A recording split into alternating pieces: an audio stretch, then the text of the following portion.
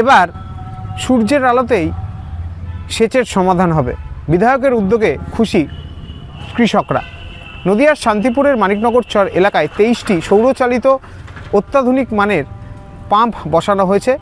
জলসম্পদ অনুসন্ধান দপ্তর পশ্চিমবঙ্গ সরকারের তাদের এই পাইলট প্রজেক্ট ছিল। এটি প্রায় 1,65,00,000 টাকা ব্যয়ে যাদের নিজস্ব জমি রয়েছে সেখানে প্রায় 23টি পাম্প লাগানো হয়েছে এবং তাতে করে প্রায় 50 বিঘেরও বেশি জায়গাতে জল দেওয়া সম্ভব হবে এবং তাতে চাষের উন্নতি হবে বলে আশাবাদী বিধায়ক।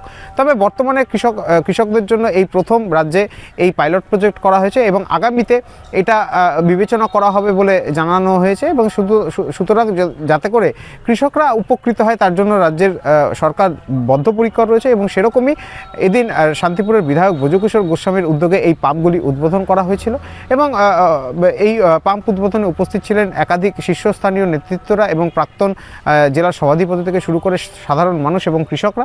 যদিও বা এই ঘটনায় রীতিমতো কৃষকরা যথেষ্টই খুশি, তবে বিধায়ক জানাচ্ছেন রাজ্যের সরকার যেভাবে কাজ করে চলেছে কৃষকদের জন্য তার এক অন্যতম উদাহরণ এই পাইলট প্রজেক্ট, যে সৌরচালিত এই যে পাম্প যেগুলো বসানো হয়েছে কৃষি জমিতে।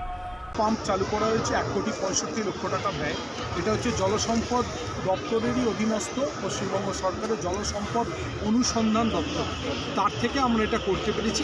একটি সোলার সিস্টেমের আন্ডারে যে পাম্প আসছে সেই পাম্প 50 বিঘে জমিতে জল দিতে পারবে এবং এটি গঙ্গা অথবা বড় কোনো দিঘি বা নদীর তটে যে চাষের জায়গাগুলো থাকে সেখানে ডিজেল দিয়ে হ্যান্ড পাম্প চালানো হয়।